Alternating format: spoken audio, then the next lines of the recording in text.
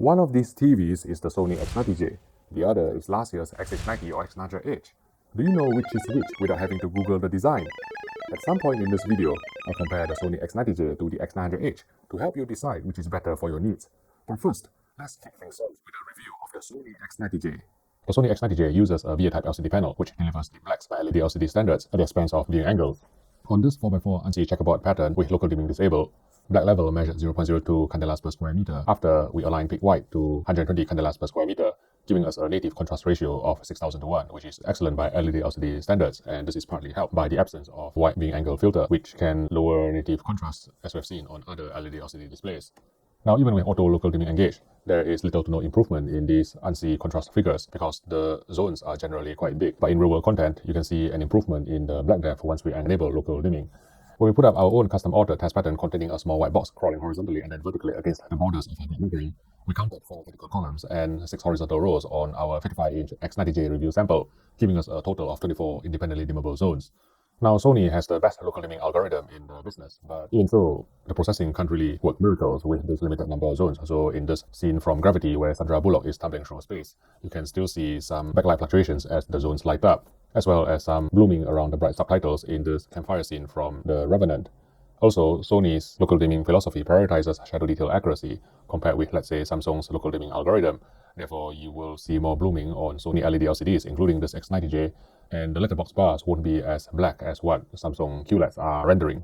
When there's small bright highlights on screen, Sony's algorithm also doesn't really try to dim down the highlights. This will cause a bit more blooming as well. We recommend introducing some gentle bias lighting to make the top and bottom letterbox bars look blacker, as well as reduce the appearance of blooming, but generally, shadow detail rendition is first rate among LED LCDs on this Sony X90J. Next, colors. Our Sony X90J retail unit was extremely well calibrated from factory. Once we switched to the custom picture mode, even before any sort of calibration, there were no grayscale errors exceeding the humanly perceptible threshold of delta error 3. Of course, calibration can improve the color fidelity, however, slightly, and on this challenging color checker SG chart where 140 patches were measured, average delta error measured around 1, which is excellent, although for some reason on our review sample, 100% saturated blue had some visible error. Still, general colors, including skin tones, will look natural and cinematic even out of the box without any sort of calibration, as long as you turn off light sensor and use the most accurate custom picture preset. Even with motion flow disabled, the Sony X90J correctly applied 4:4 pull down to present 24 frames per second films smoothly without any telecinic judder. For higher frame rate content, motion resolution came in at the sampler hole baseline of 300 lines with motion flow disabled. Engaging smoothness would activate frame interpolation, doubling motion resolution to 600 lines, and if we enable the clearness setting, which together with smoothness will engage the XR motion clarity black zonal insertion technology, the motion resolution went up to 1080 lines or even higher. However, note that Sony's smoothness control does not differentiate between low frame rate and high frame rate content, so if you increase smoothness beyond the lowest setting of minimum, you will incur some soap opera effect, however mild in 24 frames per second films, not to mention interpolation artifacts in complex moving sequences. New for 2021 models, including the X90J, Sony has reintroduced an intermediate film mode low setting, which worked well to reduce the aggressiveness of its film mode interlacing, thus eradicating microstutter in broadcast programs with mixed edits. That said, when watching content from the internal TV apps, which operate at 60Hz, film mode should be set to high to recover 24p cadence and eliminate telecinic judder. In terms of video processing, Sony's upscaling remained best in class, retrieving clean detail from this SMPTE RP150 test card in 576i without excessive ringing or fizziness, and this translated well to 50Hz broadcast programs with standard definition resolution as well. But it is with high definition content that the XR processing on the X90J really shines, because it seems that the higher the quality of the material you feed to the TV, the better the processing engine can do with the material to upscale it to a remarkable level.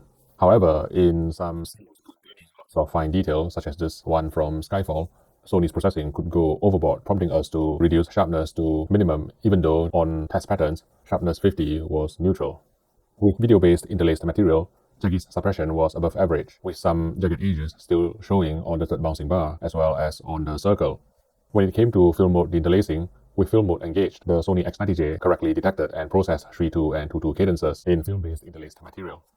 On this 1080p test pattern from the Spears & Mansell HD benchmark disc, the X90J passed full chroma bandwidth in the game and graphics picture modes.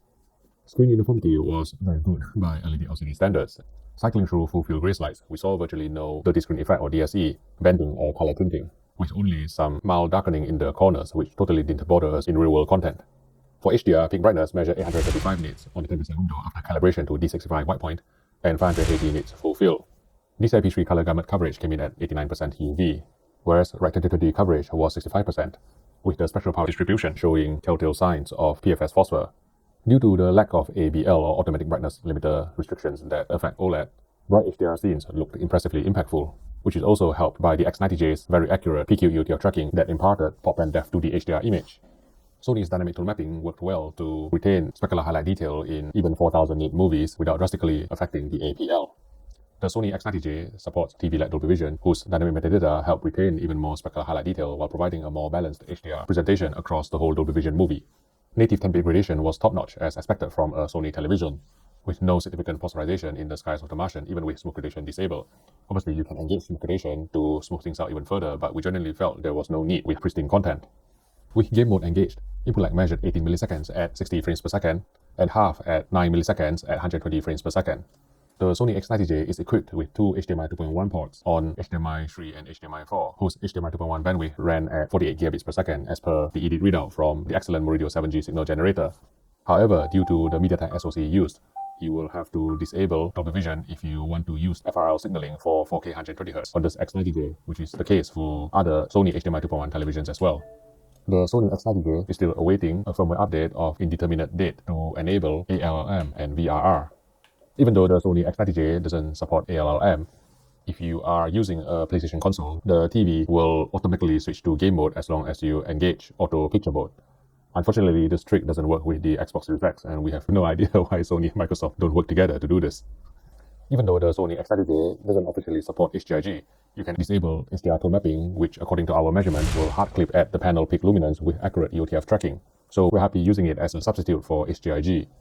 Note that just like Sony OLEDs with Bravia XR processor, running games at 4K 120Hz in HDR would introduce some polarization in smooth gradients, which is verified by the Display HDR app as well. Of course, you can utilize Sony's smooth gradation decontouring filter to smooth out this polarization, but this will also create a very filtered and artificial appearance due to smudging of fine detail. One improvement over last year's Sony XH90 or X900H in the USA is that the X90J now can resolve UHD resolution at 120Hz, whereas the vertical resolution was halved on its predecessor at 4K 120Hz. This video is sponsored by Surfshark VPN. With more and more people staying home these days, Netflix is continuing to cap the bitrate of certain shows, especially in Europe, which will cause the picture to look softer with more compression artifacts such as macro blocking, pixelation, and noise in dark scenes.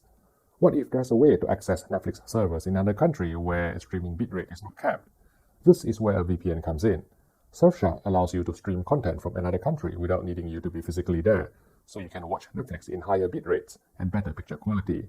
You can also get more content that's not available in your region, perhaps the US Netflix library which contains more movie titles. For less than the price of a Big Mac per month, you can use Surfshark on as many devices as you want in your household, all at the same time. There's 24/7 live customer support, a 30-day money-back guarantee, and even instructions on how to set up the VPN on your LG or Samsung Smart TV. And for a limited time only, if you use promo code HDTVTest, you'll get 83% off and 3 extra months free. So sign up today and give Surfshark a try. I'll put the link in the YouTube description below. Thanks again for your support. The anti-glare coating on the Sony X90J was decent but nowhere near class-leading, so we don't recommend placing this TV directly in front of a window or in fact any other bright light sources. The design of the Sony X90J is largely unchanged from last year's XH90 or X900H, with the LCD panel being supported by a pair of feet near both ends of the TV, although on the European model, you can position the feet nearer the center to be placed on a narrow AV rack. The connections are found on the left rear of the chassis, including 4 HDMI ports, of which 2 are HDMI 2.1 with an HDMI 2.1 bandwidth of 48 gigabits per second. Just like its predecessor, the Sony X90J is powered by a MediaTek MT5895 SoC, which provides HDMI 2.1 functionalities, although there is an additional companion chip on the X90J, which is why it doesn't suffer from half the vertical resolution with 4K 120Hz signal. The Google TV interface is responsive and intuitive to use, providing access to the key streaming apps such as Netflix, Amazon Prime Video, YouTube, Disney+, Apple TV, as well as Rakuten TV. Note that in the UK, the BBC iPlayer app is not available yet, even though it is actually listed on the Google TV interface. Clicking on one of the BBC iPlayer shows will just bring up an error message stating that the display is not compatible with the latest BBC iPlayer version. So we're not entirely sure when Sony and BBC will be able to rectify this. Sound quality is really nothing to write home about. It was quite treble heavy, dialogue was clear, but bass extension and depth was lacking somewhat, especially in action movies. Let's sum up. The Bravia X90J is yet another solid mid-range TV from Sony with impressive picture quality, featuring high native contrast for an LED LCD, accurate colors even out of the box, clean screen uniformity, relatively impactful HDR with spot-on PQEOTF tracking, as well as class-leading motion and gradation, and so it earns our recommended award. Some quarters may claim that the Sony X90J is only slightly better than last year's X90 or X900H, but to our discerning eyes, the improvements were not insignificant. Compared to its predecessor, the Sony X90J delivered higher peak brightness, allowing for not only more impactful HDR, but also better preservation of bright highlight detail and saturation in conjunction with the Bravia XR processing. Because of the presence of a companion chip besides the MediaTek MT5895 SoC, which together constitutes the Bravia XR processor, gradation across the entire luminance range was smoother on the X90J natively, and on top of that, the X90J offered a smooth gradation decontouring filter which could be deployed to smooth out in-content polarization even further, whereas the smooth gradation control was not available on the X900H. Thanks to the Bravia XR processor, the Sony X90J can now fully resolve 4K resolution at 120Hz, while the X90 or X900H still halved the vertical resolution at 4K 120Hz.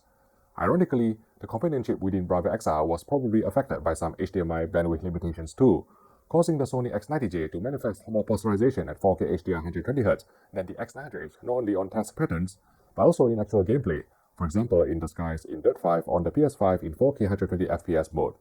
Both LED LCD televisions suffered from narrow viewing angles because of their VA-type LCD panels, and with only 24 local dimming zones on these 55-inch models, blooming would be inevitable in some scenes, even with Sony's best-in-class local dimming algorithm.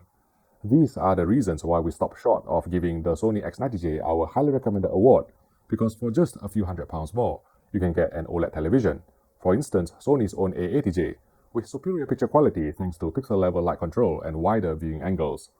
Nevertheless, among mid-tier LED LCD televisions in 2021, we generally cannot see any other sets matching, let alone beating, the X90J's accurate picture quality.